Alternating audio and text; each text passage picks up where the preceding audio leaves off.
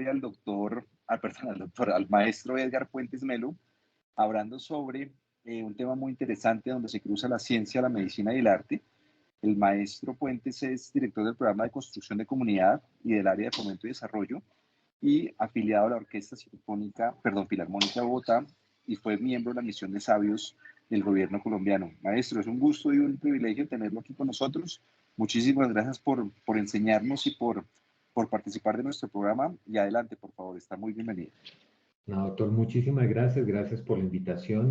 Bueno, la verdad hoy quería compartir con ustedes algunas de las experiencias que hemos desarrollado desde la Orquesta Filarmónica de Bogotá, gran parte de una apuesta del sector cultural en tratar de entrar en diálogo con el campo de la ciencia y en poder entender que estas interrelaciones arte y ciencia son fundamentales para el desarrollo del conocimiento y de las diferentes propuestas que se efectúan desde los diferentes sectores. De hecho, esta fue una apuesta fundamental que planteamos desde la misión de Sabios. De hecho, uno de los grandes retos, el reto principal de la misión, está enmarcado en esta reflexión sobre la importancia del desarrollo, si bien por un lado de temas patrimoniales, también de líneas esenciales dentro de lo que se conoce como creación, investigación, creación, pero muy puntualmente en la articulación de áreas de conocimiento no afín. Como este es un trabajo que hemos desarrollado desde tiempo atrás con la Filarmónica, quería compartir un poco la visión, desde dónde nace esta reflexión, por qué hablamos de la importancia de las relaciones entre la biología y el arte, por qué ha sido también muy importante toda esta reflexión en la perspectiva de construcción dentro del modelo cultural, tanto de la Filarmónica como parte del sector cultural del país. Y finalmente, algunos ejemplos de esas puestas en escena. De hecho, voy a empezar por el final. Voy a colocar uno de las reflexiones que realizamos con el doctor Rodolfo Ginás hace ya algunos años. Se llamó Concierto Cerebro. De hecho, se convirtió en una metodología de presentación y ha sido parte de proyectos de experimentación e investigación pedagógica sobre cómo poder hablar de áreas de conocimiento no afines, como les decía. Y uno de ellos muy puntuales fue cómo explicar el funcionamiento cerebral desde la música, desde una orquesta, y en el caso nuestro, cómo entender el funcionamiento de una orquesta sinfónica desde la lógica del funcionamiento y la estructura cerebral. Les voy a colocar un video, excúsenme que la transmisión no está muy bien, no tiene sonido, pero tiene muchas de esas reflexiones de lo que en aquella ocasión planteamos en esta primera presentación que fue en el año 2003.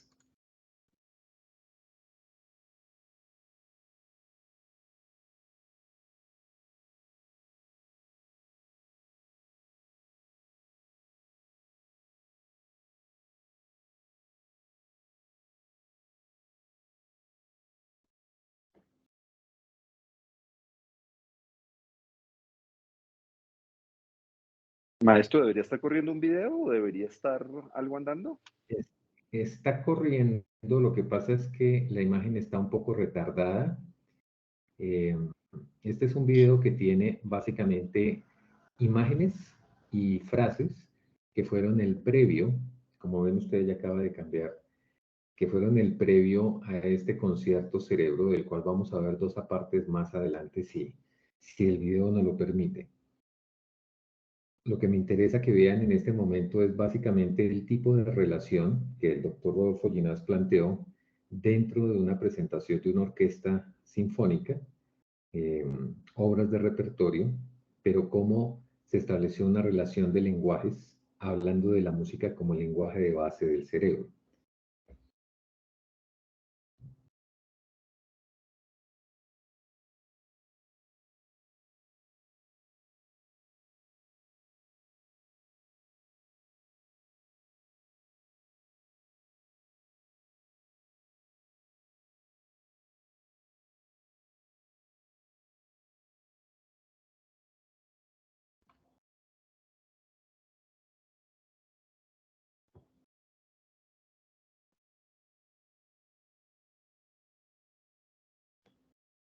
Como les digo, esto fue el previo a este concierto Cerebro y en esencia el inicio es en silencio, no hay música, porque precisamente para poder disfrutar dentro de la lógica de la construcción del fenómeno artístico, esa depolarización previa es fundamental. El silencio es parte esencial de la experiencia profunda que luego puede permanecer y ser disfrutada cuando se escucha un concierto tradicional de música sinfónica. Por eso dejamos estas frases como un inicio al concierto Cerebro y fueron, de hecho, parte del gran discurso que utilizamos en aquella ocasión.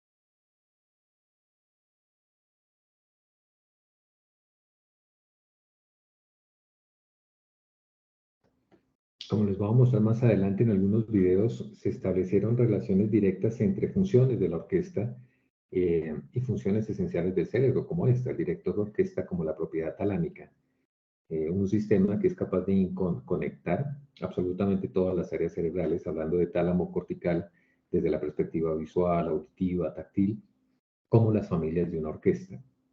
Todo esto se hizo en vivo y en directo con la Filarmónica de Bogotá y este modelo se ha repetido por el mundo.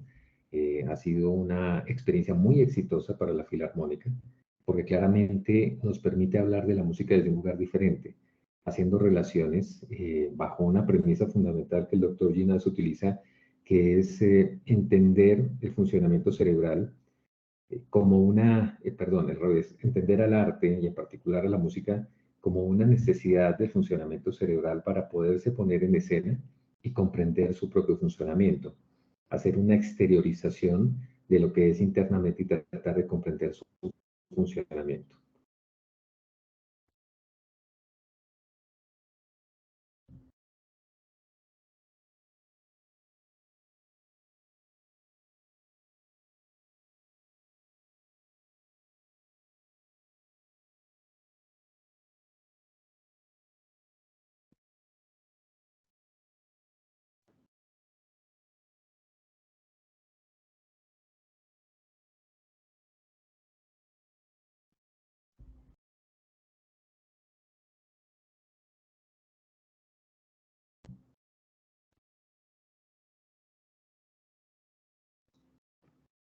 La experiencia fue tan exitosa que todavía recibimos ecos de lo que ocurrió en aquella ocasión. Como les digo, esto fue año 2003, donde una presentación marcó un derrotero dentro de la práctica académica de la Filarmónica de Bogotá y donde comenzamos a pensar en otro tipo de experiencias que pudieran hacer relación del arte desde perspectivas similares. No solamente fue un concierto cerebro, hicimos la música del carbono, la música del genoma, hemos avanzado y ya a título personal, pero basado en este proceso en un proyecto no formal de la NASA, donde hacemos analogías y de hecho toda una línea de investigación sobre análisis geológico planetario, pero fundamentado en la metodología de construcción de instrumentos musicales.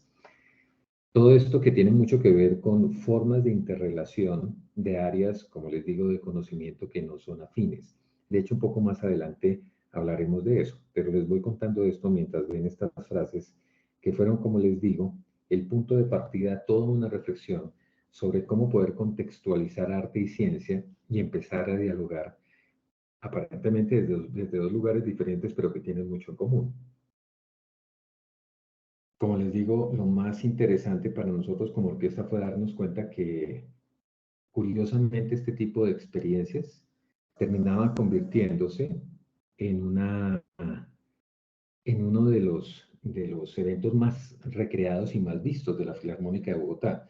Cuando nosotros hacíamos la presentación por RTBC o nuestros canales nacionales, el rating que tenía este concierto era mucho mayor a las obras tradicionales de repertorio sinfónico. Concierto Cerebro superó el concierto de Aranjuez con Pepe Romero, que fue uno de nuestros conciertos más exitosos, la presentación de la Novena Sinfonía de Beethoven, eh, Carmina Burana, que son conciertos que normalmente atraen mucho al público, pero que curiosamente empezaron a tener menos audiencia con relación a lo que siempre nos ha ocurrido cuando proyectamos Concierto Cerebro, junto con experiencias muy particulares ya en escenarios, el hecho de que cuando hacemos conciertos, hoy ya no se presenta tanto ello, pero en el pasado, cuando hacíamos conciertos, asistían promedio 800, 900 personas a nuestros auditorios, León de Grave, Jorge Tadeo Lozano, Julio Mario Santo Domingo, pero curiosamente cuando hacemos estas presentaciones de arte y ciencia, la respuesta es masiva. Hay un interés profundo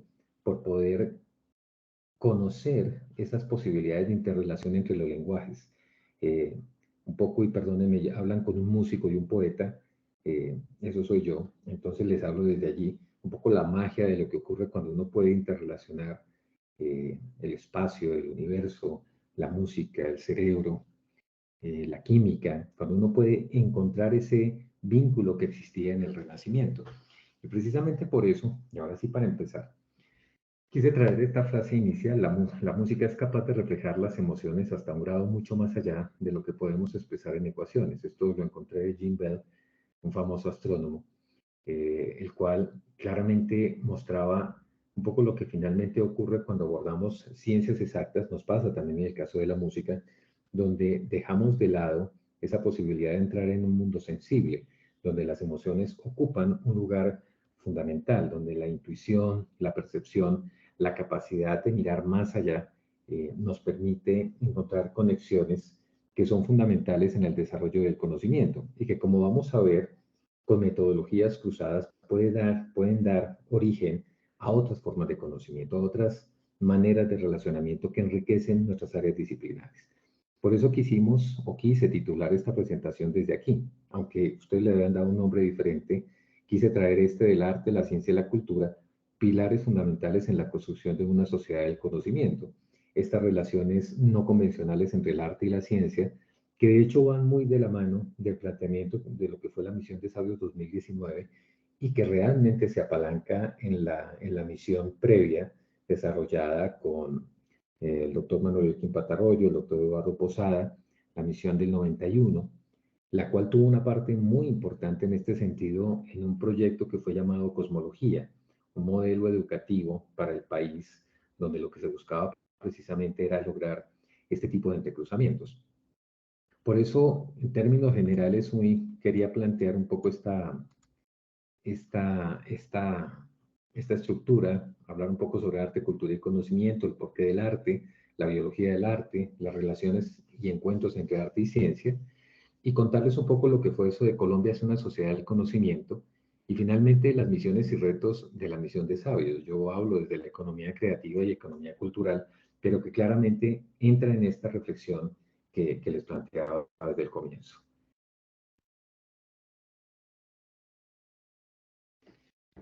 Vuelvo y les digo, hablo como poeta. Cuando uno hace análisis profundos a través de una lectura en escáner de un cerebro, pero cuando miramos las representaciones complejas que hoy existen del universo, no podemos dejar de observar analogías, puntos en común.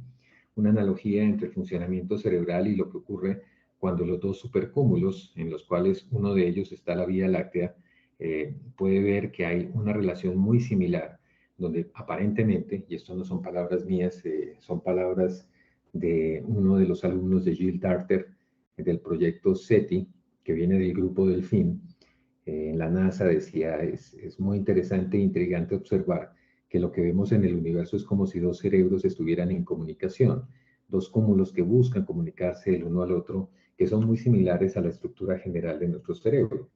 Y él curiosamente decía, pareciera que lo que los une es finalmente el lenguaje de base, la música, porque la música parece ser el lenguaje de base dentro de muchos de los sistemas complejos. Vuelvo y les digo, hablo como poeta, esto suena retórica, pero las dinámicas propias del funcionamiento cerebral y un poco lo que hemos desarrollado en experimentación e investigación en el campo del arte nos muestra que de alguna forma tienen relación. Cuando uno mira evolutivamente el cerebro, tiene como base y como estructura esencial un lenguaje que es muy parecido a la música. De ahí que tengamos tanta presencia del arte en la historia de lo que significa ser humano y en general en la historia de la vida. De hecho, pues hablaremos un poco más de eso más adelante. Y precisamente en esa reflexión me encontré con un texto de Ricardo Pratesi en el prólogo de Dos lecciones infernales. No sé si ustedes conocen ese texto, que es el estudio científico, matemático y arquitectónico del infierno de Dante, hecho por Galileo Galilei. Y él decía lo siguiente, decía en ese prólogo: la distinción entre saberes humanísticos y científicos, como si la ciencia no fuera producto del hombre, es el fruto más reciente del ansia de especialización típica de la carrera por el desarrollo tecnológico. Esta distinción no existía en tiempos de Dante ni Galileo, cuando el conocimiento dividido en trivium y quadrivium contribuía por igual a la totalidad cultural. La cultura es una sola cuando está en la misma mente. Cuando miramos en la historia del desarrollo de la cultura en muchos países en el mundo, se ha establecido una diferenciación muy compleja entre la ciencia y el arte.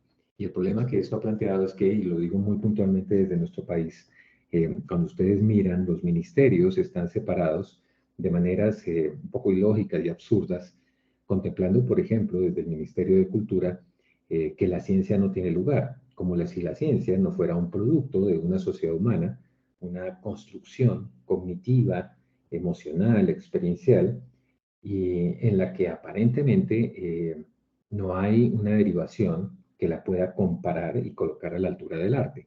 Exactamente igual cuando uno habla en el campo de la ciencia. Cuando planteábamos la discusión de por qué ciencia y arte, perdón, por qué arte y cultura debía estar inmerso en el contexto de un sistema nacional de ciencia, tecnología e innovación, planteábamos esta discusión.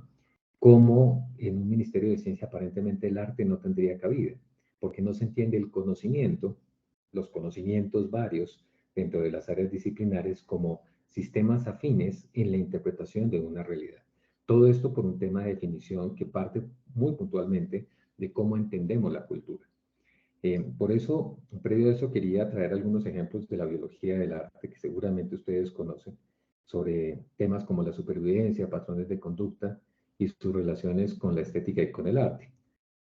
Algunos ganadores de premios Nobel, como estos que vemos acá, Carbon Frisch, la danza como lenguaje funcional de las abejas, los PAF, los patrones de acción fijos en los que Konrad Lorenz hizo investigación, y la exageración como comportamiento fundamental de supervivencia, en el caso de Nicolas Tinbergen. Si uno lo mira desde la perspectiva de la música, perfectamente yo podría decir Nicolas Tinbergen es como cuando hablamos en la música de Héctor Berlioz, un gran sinfonista del periodo romántico, quien creía que lo que primero tendríamos que hacer con las orquestas era aumentar su tamaño. De ahí que él plantea una sinfonía fantástica donde se exagera el número de instrumentos presentes, como ocurrió con Mahler, con la 10ª sinfonía, y donde él hablaba de una sinfonía donde deberían participar 1000 músicos. Como la exageración es un rasgo esencial dentro del desarrollo del arte, la exageración en el color, en la forma, en la estructura, cómo hace parte fundamental del instinto y la supervivencia, como es en el caso del acercamiento de la cría ante el pezón de la madre, y cómo esta conexión desde la exageración desarrolla patrones complejos de supervivencia, algo que el arte aporta dentro de los procesos de formación, de ahí tan importante en la formación en el ser humano, en nuestros niños, jóvenes, adolescentes, donde nos da otros criterios y otras formas esenciales de conocimiento y comportamiento en procesos de supervivencia y de posibilidad de construcción. Los patrones de acción fijos, como les decía, Konrad Lorenz, el prensil, el táctil, no tendríamos trompetistas si esto no existiera, músicos que sean capaces de invocar un instrumento musical, como también poder abrazar un cello o abrazar un contrabajo o un violín. Y finalmente, el estudio de Carbon Frisch, que ustedes recuerdan, planteaba a la danza como un sistema funcional de información, de transferencia de conocimiento.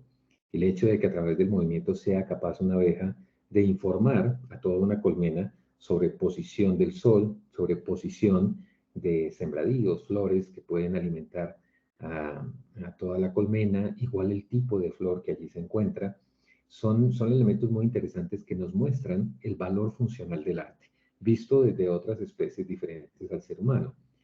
Un poco más allá, otras investigaciones que simplemente voy a citar rápidamente, el caso de Eric Jarvis, Kazuo Okanoya y Gal Patricelli, que han investigado en gran medida el comportamiento de una de las aves que consideran aparte de todas las demás aves. Es el caso de este pequeño pájaro que ustedes observan acá, que curiosamente ahora se me acaba de olvidar el nombre, eh, excúsenme, me acordaré ahora que y ya les digo el nombre de cómo se llama esta ave, las pérgolas, casi lo olvido. Recuerden, las pérgolas, ellos los definen o las definen como una especie altísimamente inteligente. De hecho, hablan de las pérgolas como una especie aparte en general de las aves por su altísima inteligencia y su gran capacidad de construcción de fenómenos del arte. Si ustedes ven acá una construcción de un nido, el nido, si ustedes han visto las investigaciones realizadas con estas aves, tiene una estructura general en forma de cono, puede variar, con una gran cámara nupcial, pero que además posee un terreno el cual es preparado meticulosamente, se eliminan todo tipo de obstáculos, impurezas, y luego es decorado de manera individual por cada ave, cada macho. Lo interesante de los estudios es que muestran un privilegio por la individualidad, por la capacidad de un pensamiento artístico y la manera en que esto ocupa un lugar esencial en la selección natural, cómo las hembras determinan el valor del macho a partir de su capacidad creativa. No solamente pasa en el contexto de la selección de objetos y colores dentro de los diferentes escenarios, este escenario previo a la cámara nupcial, sino que adicional a ello se crean pórticos, como esta de acá, un pórtico donde se puede ubicar la hembra para observar al macho, donde como paso posterior él debe bailar. La danza debe ser altísimamente sofisticada. Si él repite patrones de movimiento de otros machos, finalmente no es seleccionado. Y una de las últimas investigaciones que me pareció muy curiosa es que cuando la hembra finalmente acepta, después de todos estos pasos, haber visto primero cámara nupcial, distribución espacial de los objetos en este espacio, luego ver la danza del macho, ella entra y examina aquí alrededor del pórtico la pintura, una pintura que debe desarrollar el macho, que efectúa con tintes de algunas plantas que se encuentran cerca a su nido y en la que él pinta una obra de arte sobre este pórtico. Cuando la hembra finalmente determina si la obra de arte es interesante o no, permite ser copulada por el macho. Mientras eso no ocurra, ella inmediatamente buscará a otro macho de la especie tratando de encontrar a uno que sea enormemente creativo. De ahí que la creatividad uno puede verlo como un proceso de perfeccionamiento en el manejo inteligente de la emoción. Las emociones son esenciales y fundamentales dentro de un proceso de construcción cognitiva y de ahí que ocupen un lugar esencial dentro de la formación artística y dentro de la experiencia que como seres humanos efectuamos de ella. De ahí que ninguna especie como la humanidad haya planteado desarrollos artísticos complejos, como los que observamos dentro de la experiencia a través de la sociedad humana. Y precisamente por eso, no sé si lo alcancemos a ver, si se corta, les pido excusas. Hicimos un pequeño montaje de un video que encontramos donde pudimos hacer una relación entre la música y la danza de las aves, pero claramente asociada a obras musicales que nosotros conocemos.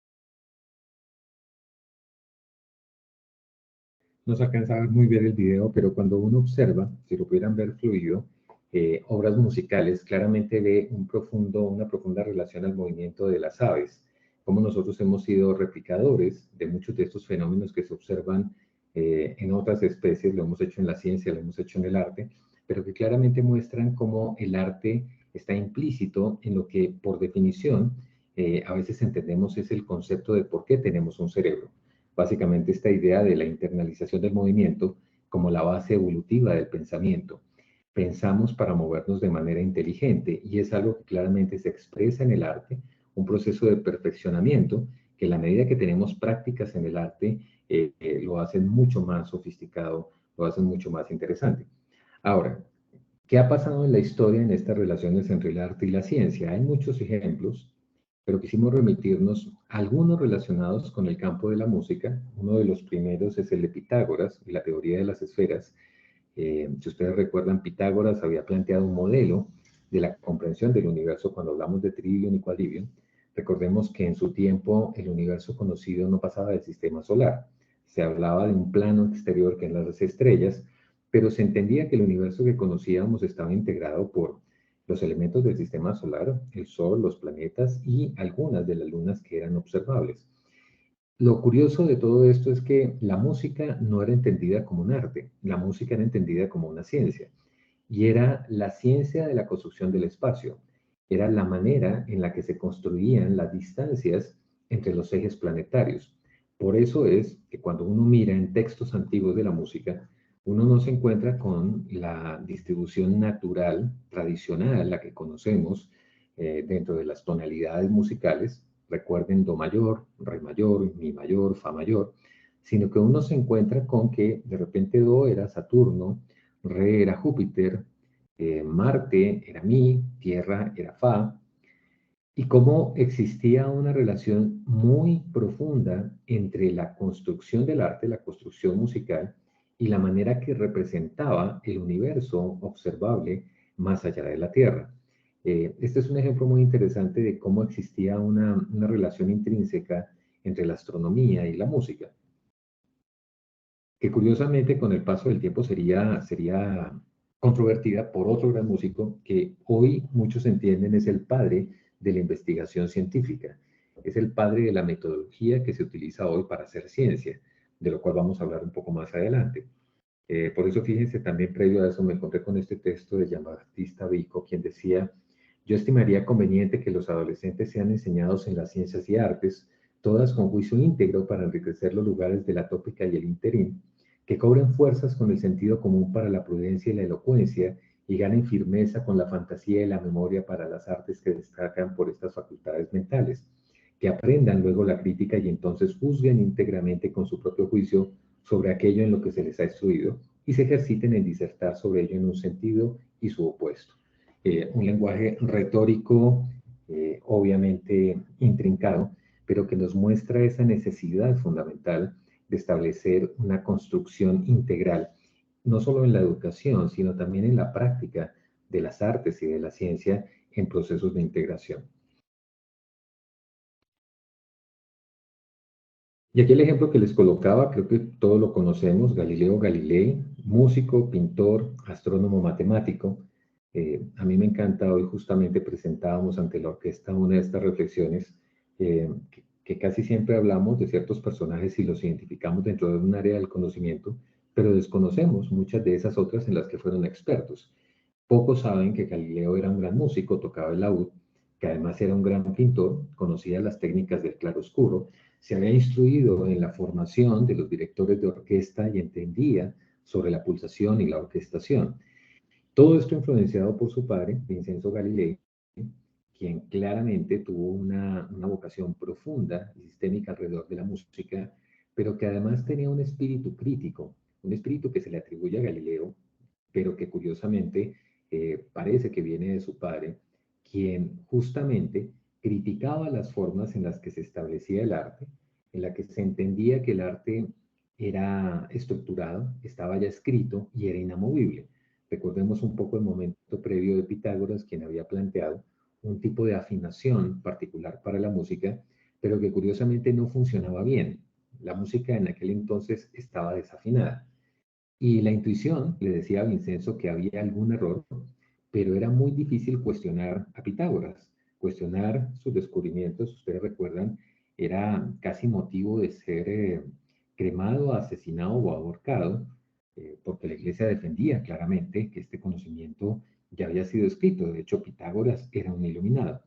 Sin embargo, es muy interesante ver cómo Vincenzo sostuvo su teoría, hace todo un proceso de análisis, hace un replanteamiento del experimento original de Pitágoras, en el que él dividía una cuerda a la mitad, obteniendo el doble de frecuencia, construía los modelos de octava y luego en un círculo de quintas definía la distancia en términos de frecuencia para hacer la afinación de instrumentos musicales.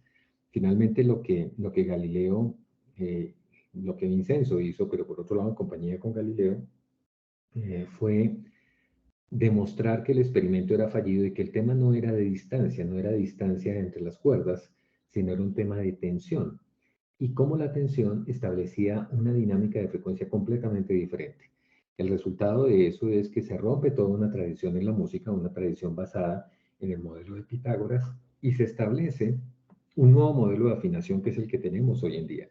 La música antiguamente se tocaba, infortunadamente iba a transmitir con mi piano al lado, pero estoy en mi oficina y no tengo ningún piano cerca, y lo iba a tocar para ustedes, pero la música en aquel entonces no tenía un registro de más de 10 notas. Quiere decir imaginen un do, re, mi, fa, sol, la, si, do, re, mi, y la extensión cuando se extendía hacia un lado o hacia el otro, lo que hacía es que generaba un proceso de desafinación muy complejo.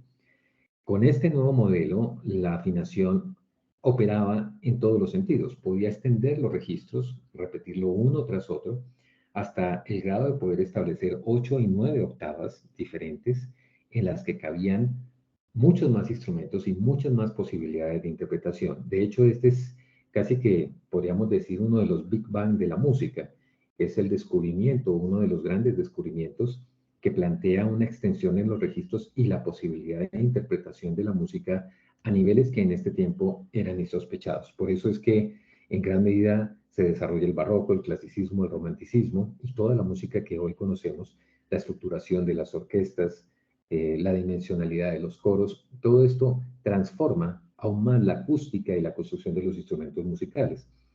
Y como les decía, Galileo, no ajeno a todo ese proceso, a un proceso de formación artístico, aquí podemos ver los primeros dibujos que él hace de la luna. Él tiene esa posibilidad de estudiar en Florencia con Vasari, entiende las técnicas de claroscuro y con un telescopio que ustedes recordarán era muy limitado, con una óptica bastante defectuosa. Al observar la luna puede interpretar lo que finalmente ve uno la luna en las manchas y cómo esto, al tener la técnica del claro oscuro, le permite entender las depresiones, los cráteres y los puntos de inflexión entre la oscuridad y el sol, el punto en el que el sol lograba tocar la superficie lunar. Esto es lo que hizo que él pudiera pintar y plasmar la luna como ningún otro. Ustedes saben que otros astrónomos previamente lo habían hecho y que finalmente él se convierta en un punto de referencia en la observación astronómica, como también en un punto de referencia para los pintores de la época. Los pintores copiaban las lunas de Galileo y las utilizaban en sus cuadros para que vean la profunda influencia que él tenía en el arte, como también el hecho de que el laúd, él era un gran intérprete del laúd, le permitía ser profundamente empático. Y las grandes discusiones que él tuvo que dar en torno a la ciencia en un contexto tan complejo como fue la Inquisición, estuvieron muchas veces mediados por su gran capacidad como músico. Ya ustedes saben que un músico tiene la capacidad, a través de la música, de conquistar corazones. Esto no es una frase mía, es uno de los biógrafos de Galileo Galilei, hablando sobre la profunda influencia que la música tuvo en él. Pero, y con esto termino este tema que es interesante en el caso de Galileo, hay otro aspecto de la utilización del arte y la música en el campo de la experimentación científica. Einstein había dicho esto: los métodos experimentales a disposición de Galileo eran tan imperfectos que solo la especulación más atrevida posibilitaría llenar un vacío entre los datos empíricos. En su época no existían medios para medir tiempos más cortos a un segundo. Y aquí viene lo interesante. Ya Einstein había planteado que él tendría que haber hecho especulación muy atrevida para poder llenar ese vacío entre los datos empíricos. Recuerden que las mediciones en el tiempo de Galileo eran muy limitadas porque no existían instrumentos de medición exactos. Curiosamente, investigando sobre cómo lo hizo él, descubrieron que él utilizaba procesos de fragmentación y división en partes iguales, un método que se ha utilizado en la música, en las escalas musicales, en modelos proporcionales. Una matemática de razones y proporciones no en unidades estándar de medición, sino en espacios de tiempo que son los que claramente definen el pensamiento de un director de orquesta.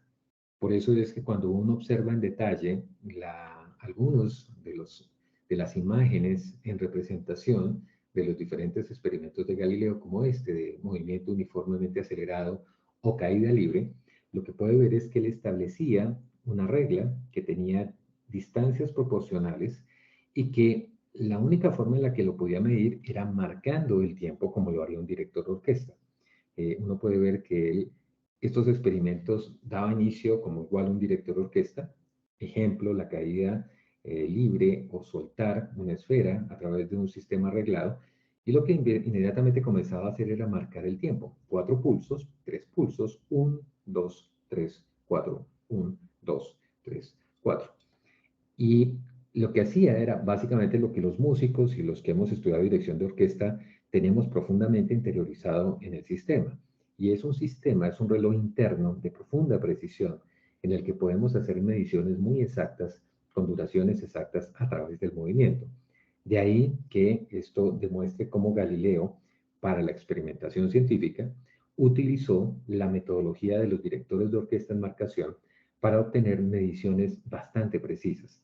Curiosamente, esa especulación era suplida por métodos que desde la práctica artística podían aportarle una forma de medición mucho más exacta.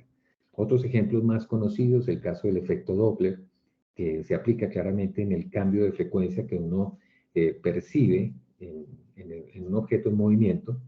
Esto que fue investigado también con músicos y que nace un poco desde la investigación musical, que luego se aplicaría en acústica y en el desarrollo de, de estereoscopía y en el desarrollo de la ubicación de las orquestas.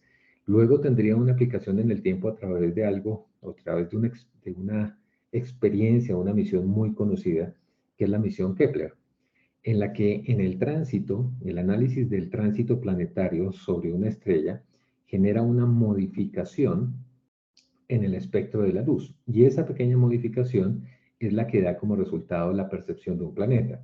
No solamente la percepción de que él existe, sino también la capacidad de análisis sobre la composición planetaria.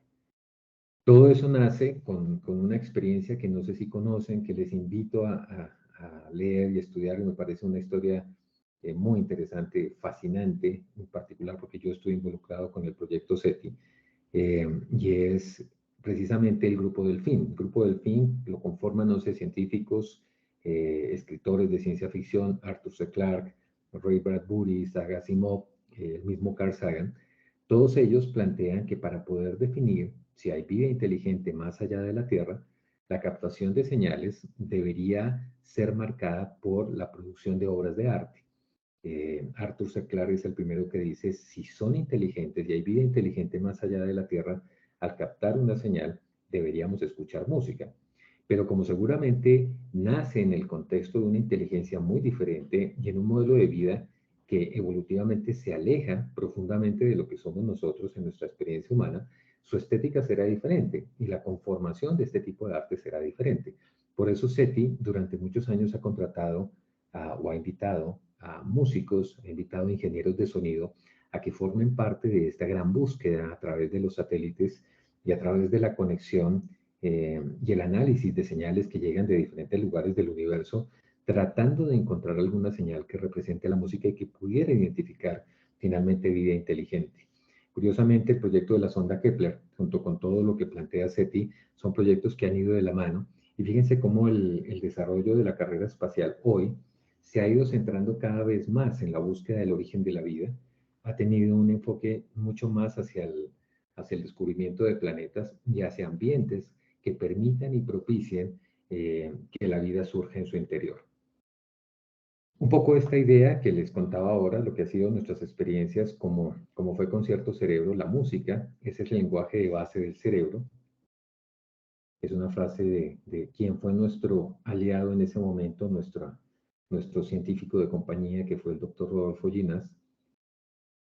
y que plantea una imagen que quería compartir con ustedes, un poco buscando y viendo la complejidad de lo que ocurre en el pensamiento musical. Esto que vemos es simplemente eh, un sonido en un segundo, una nota la en un sonido en un segundo, y todo lo que aquí se disgrega es lo que pasa milisegundo tras milisegundo, los primeros 100 milisegundos, entre los 100 y los 200 milisegundos, poco por tiempo no me voy a quedar acá, entre 180 y 400 milisegundos, 600, 800 milisegundos, y cómo hay una construcción de altísima complejidad. De hecho, la neurociencia hoy cada vez está más de acuerdo que si hay algo que demanda actividad cerebral es la construcción musical, como la construcción y la danza.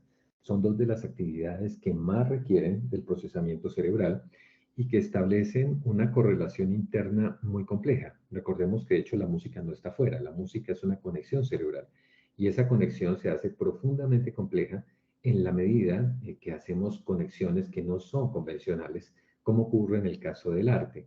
De ahí que al establecer relaciones no convencionales, como pasa en el arte, en muchos de sus aspectos, piénsenlo tanto, ocurriría en el caso de la música con el pensamiento de un pianista, un chelista, un director de orquesta, un pianista que además canta, como ese tipo de conexión que es muy particular provee capacidad de conexión para poder observar y para poder hacer análisis de información desde lugares diferentes. De ahí que se exija hoy en los modelos educativos que haya un privilegio de estas formas y experiencias desde el arte porque privilegian otras maneras de observación que seguramente enriquecen la capacidad de análisis y percepción, como les decía desde el comienzo, en otras áreas disciplinares. Un ejemplo más de lo que hicimos, esto es un experimento que hicimos en el año 2006 después de Concierto Cerebro, y fue tratar de hacer una relación entre una vacuna, una proteína, una base de aminoácidos representados en una cadena genética y haciendo una correlación con una secuencia musical. La idea es un nucleótido, base de la creación de un aminoácido, el cual puede ser representado en una cadena genética como notas musicales. Cada una de ellas puede ser asignada a un modelo de síntesis y así representar musicalmente una secuencia genética. Esto fue simplemente un experimento, se los cuento anecdóticamente, año 2006, hicimos la presentación en Colciencias, lo hicimos con instrumentos digitales, luego lo hicimos con un trío de cuerdas típicas y luego lo llevamos a orquesta. Pero lo interesante de esto fue ver la reacción de aquellos que habían participado en la creación de la vacuna, porque finalmente cuando hablaba yo con los investigadores, la sensación que tenían es que habían realmente visto la vacuna, percibido la vacuna desde un lugar diferente. ¿Qué quiere decir? No era la secuencia tradicional escrita en el código tradicional en el cual podemos entender cómo se escribe una vacuna, básicamente en esta descripción fundamental desde la citosina, la tiamina, la adenina, conocer la secuencia desde allí, sino que ahora podían percibirla y escucharla con las características estructurales que tiene la vacuna. Este ejercicio fue muy interesante porque el año pasado, a mí muchas veces lo presenté como uno de esos ejemplos de poder hacer relaciones entre arte y ciencia, pero muchas veces me ocurrió, especialmente en encuentros internacionales, que equipos de investigación se me acercaban y me preguntaban si la metodología ya estaba patentada.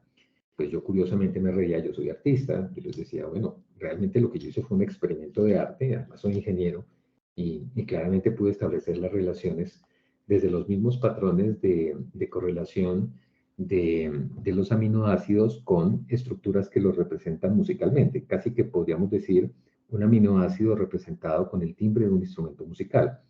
Y esto no por interpretación, no desde la construcción de un músico que dice, la vacuna me emociona y yo voy a plasmarla a través de una interpretación en el piano. No, es una traducción literal de la vacuna, como les quiero mostrar ahora. Solamente quiero cerrar con esto contándoles que en el 2019 me encontré que MIT apenas apenas enfrentamos la pandemia con el COVID-19, desarrollan una investigación en la que buscan nuevas formas de mapeo de vacunas a través precisamente de códigos musicales que puedan representar líneas de aminoácidos, estableciendo una metodología muy similar a la que nosotros habíamos planteado. Yo personalmente no he hecho el seguimiento de lo que finalmente ellos se encontraron a través de esta investigación, pero me sorprendió ver que este tipo de experiencias se están llevando a cabo en el mundo.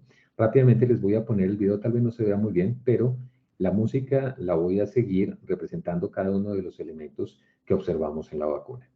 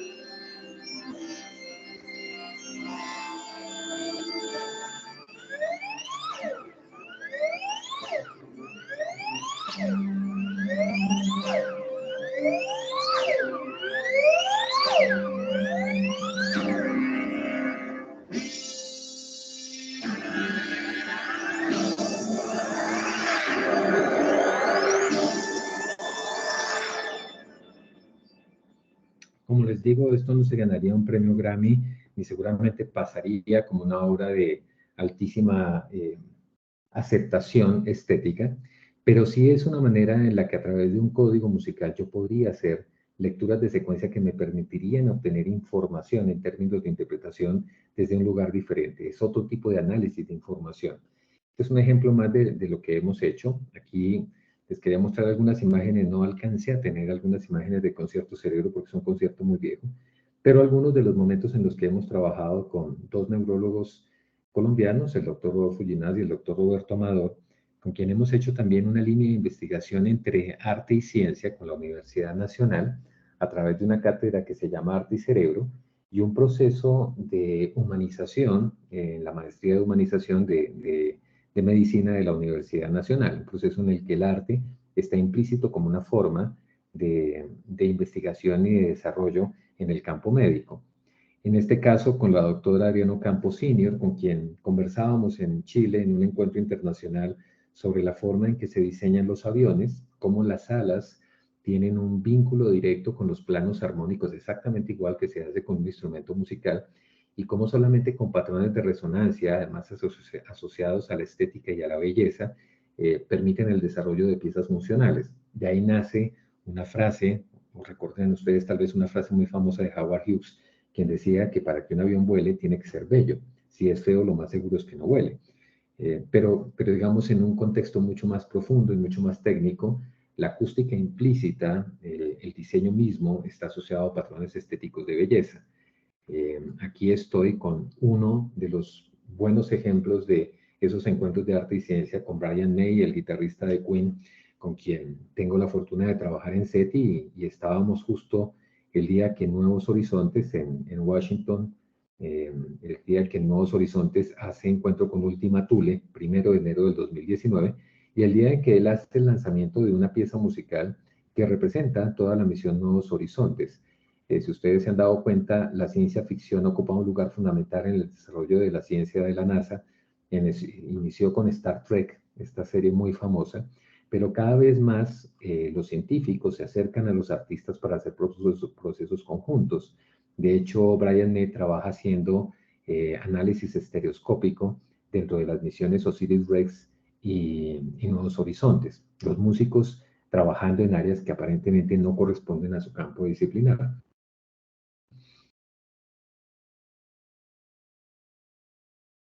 Aquí algunos ejemplos más. Este es un ejemplo de un concierto cerebro que hicimos justo antes de la pandemia. Esto lo hicimos en un Congreso Internacional de Arte y Ciencia aquí en la Universidad Nacional, con niños de una banda sinfónica de Chuachi, vinculada a los proyectos de la Filarmónica, donde hacíamos precisamente esa relación de entender el funcionamiento cerebral a través de ejemplos en vivo planteados en una orquesta sinfónica. Un video que les quería mostrar, vamos a ver si se alcanza a ver. Excúsenme que el video se está transfiriendo muy mal, pero es el final de este concierto cerebro del cual les hablábamos, ocurrió en el año 2004.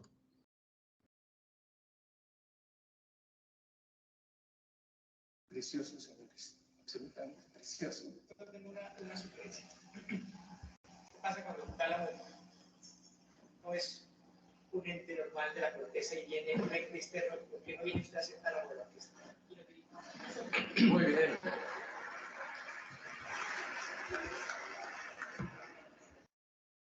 Cambio de tálamo, doctor Ginas.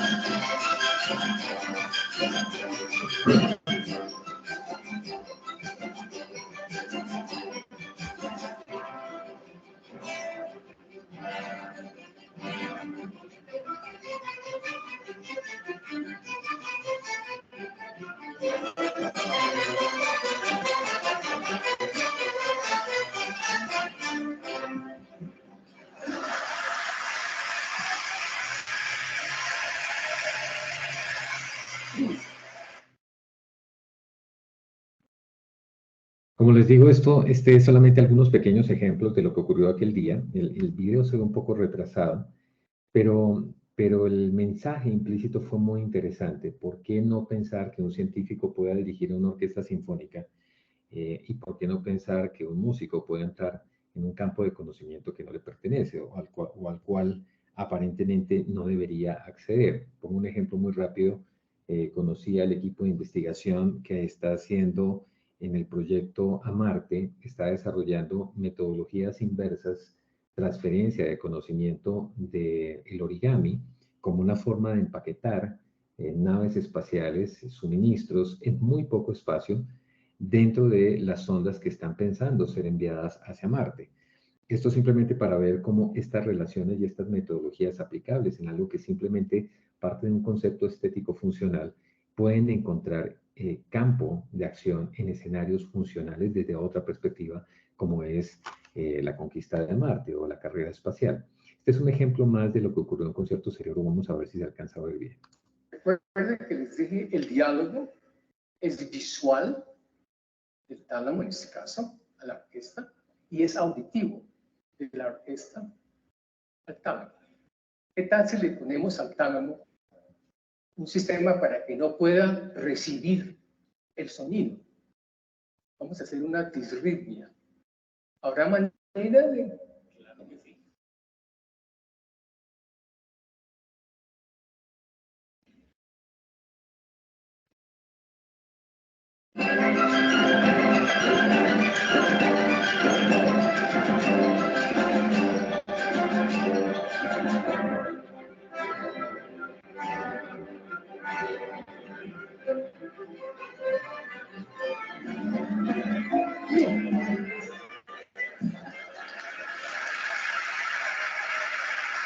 Perfecto. Fíjense, esto es un ejemplo de una disritmia tálamo-cortical. Lo hicimos en vivo y en directo. Él después decía, fue un experimento en vivo y en directo y funcionó, porque la orquesta no puede resonar. Hay un rompimiento en el vínculo entre el sistema tálamo-cortical y las diferentes áreas de la corteza cuando al director le tapamos los oídos. Y en vivo y en directo con un ejemplo musical fue posible explicar algo que tal vez en el lenguaje cotidiano no sería tan sencillo.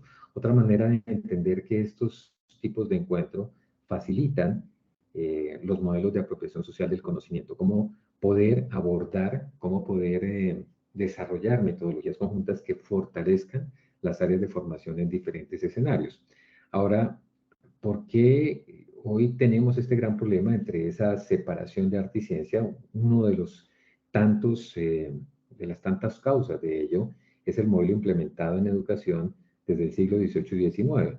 las cuales por necesidades económicas, tanto en Europa como Estados Unidos, se definió que la matemática, la ciencia y el lenguaje eran fundamentales. De ahí que todas las áreas del conocimiento que implicaran cuerpo, sentido, sensibilidad, estética, arte y por ello, todo lo que tuviera que ver con el desarrollo emocional no eran funcionales, no eran necesarias. Y es en gran medida la razón por la cual hay un rompimiento entre todo este proceso que construye la creatividad, eso que llamamos hoy innovación, ese deseo de buscar nuevas alternativas de desarrollo, eh, hay un rompimiento entre ese proceso y los modelos de formación que encontramos en áreas de conocimiento disciplinares. De ahí que exista esa apuesta importante a poder incorporar al arte como una parte esencial dentro de todos los programas de formación académica. Aquí voy a saltar ya un poco de información, básicamente porque estamos terminando. Y voy a saltarme toda esta reflexión que pasa un poco por lo que les comentaba, cómo somos educados para perder nuestra creatividad. Esto es de un gran educador, Sir Ken Robinson, el cual murió el año pasado y el cual hacía una crítica muy fuerte al sistema educativo en el mundo hoy. Y retomando, y retomaba en ese momento, en el momento que planteaba esto, una frase de Picasso, donde él decía, todos los niños nacen creativos, el problema es seguirlo siendo mientras crecemos y nos hacemos adultos. Y todo esto pasa cuando eliminamos el arte dentro de toda esta experiencia fundamental de construcción del conocimiento. Hemos llegado a un concepto de normalidad, ustedes tal vez saben esta historia, como Adolphe Quetelet, haciendo uso de aritmética, recopiló información de estatura, peso, longitud de mano, circunferencia de pecho, todo esto en Inglaterra, tratando de definir al ser humano promedio. Y de ahí se estableció que hay un modelo en el que la diversidad no tiene cabida, algo a lo cual le seguimos dando un valor profundo. Hablamos de aquellos que están locos y aquellos que están cuerdos, pero claramente vemos cada día que estas diferencias lo único que nos dan es una enorme diversidad en el pensamiento humano. De ahí que el modelo del país hoy en educación plantee un salto de las áreas STEM a un salto a las áreas STEAM, en las que se incorpora el arte y el diseño, entendiendo que el diseño es un área fundamental, es un punto de intersección entre el área y la ciencia. Ya con esto voy terminando, simplemente para contarles lo que fue una gran apuesta desde la misión al entender la biodiversidad de lo natural y lo cultural, entender la cultura como una derivación y una evolución de la biología, un poco lo que hemos compartido con ustedes hoy, cómo la diversidad de Colombia en lo natural se refleja en una increíble riqueza cultural. Excúsenme que es que llevo varios días sin poder dormir muy bien y mi lenguaje está un poco alterado, por eso me cuesta trabajo hablar, excúsenme por favor. Y cómo todo esto ha dado como resultado la generación de contenidos a partir de patrimonio cultural. Uno de los grandes temas que logramos investigar y que es parte del gran mapeo de país es encontrarnos con soluciones territoriales que si fueran potenciadas desde la academia darían como resultado productos de exportación de alto nivel y permitirían soluciones que parten de la experiencia, de esa práctica generacional, muchas de ellas milenarias, en conjunto con el conocimiento que llega desde la academia y el fortalecimiento del conocimiento científico. De ahí que en nuestros temas muy puntuales dentro del patrimonio cultural, esta práctica se haga esencial. El caso de Brian May, que es uno de los, digamos, de los mejores ejemplos de cómo poder lograr esos entrecruzamientos y encontrar respuestas que se fortalecen desde orillas diferentes. Y finalmente, ¿por qué nuestra gran apuesta hoy a lo que tiene que ver con creación e investigación, la creación como una forma de generación de conocimiento? De ahí que en Colombia se haga vital el apoyar proyectos de inversión en patrimonio cultural, potenciando su aprovechamiento. Finalmente, lo que les quería mostrar es el gran modelo de país que planteó la misión, el cual hoy hace parte de la gran reflexión de mis ciencias, que es un reto Colombia biodiversa, un reto Colombia equitativa y un reto Colombia productiva y sostenible, y cómo esta interrelación es la que plantea la posibilidad del desarrollo del conocimiento para Colombia, no solo en los 8 focos que fue planteado en la misión, sino también a través de misiones como Agua y Cambio Climático, Colombia Diversa, Bioeconomía y Economía Creativa, Conocimiento e Innovación para la Equidad, Educar con Calidad para el Crecimiento, la Equidad y el Desarrollo Humano, y Colombia hacia un nuevo modelo productivo sostenible y competitivo. Un sistema de 3 grandes ejes que plantea 5 misiones y en el que precisamente este tema, la protección y el conocimiento de nuestro patrimonio cultural y natural, ocupa un lugar esencial especialmente en temas de interrelación de áreas del conocimiento, que es donde sentimos debemos empezar a trabajar muy fuertemente en nuestro país y en lo que claramente en el mundo hoy vemos son líneas esenciales de investigación, donde curiosamente uno ve equipos inter y transdisciplinares trabajando en romper las fronteras del conocimiento. Traté de hacerlo lo más rápido posible, excúsenme si me aceleré y perdónenme que los videos no funcionaron de la mejor manera, Maestro, pero pues bueno, queríamos compartir esta experiencia y agradezco mucho el que nos hayan invitado el día de hoy. maestro, muchísimas gracias a usted y a todo su grupo por la exposición. Ya estamos pasados de la hora, pero quería saber si hay alguna pregunta de parte de los asistentes. No veo una en el chat. De pronto, una pregunta que quisiera hacerle es si de pronto con usted en conjunto con el doctor Ginás ha utilizado música o ha utilizado conciertos, etcétera, para ciertos trastornos psiquiátricos o neuropsiquiátricos, por ejemplo, para depresión, si eso se ha hecho en el mundo, o para pacientes que tienen diferentes grados de autismo, y si la música puede impactar positivamente a estos pacientes. Hay muchas líneas de investigación que están apuntando en esa corriente, en esa línea de investigación. Yo tengo claramente esta referencia inicial que ustedes seguramente conocen desde Oliver Sacks, quien comenzó a trabajar todos los temas de disritmia tálamo-cortical y un poco el fenómeno de los patrones y la sincronicidad. Cómo inicialmente a través de la música hay procesos de conexión que se dan que no se dan con ningún otro tipo de estímulos. Hay varias investigaciones, porque además son casos particulares individuales, que han ido encontrando cómo la música logra generar procesos de reconexión.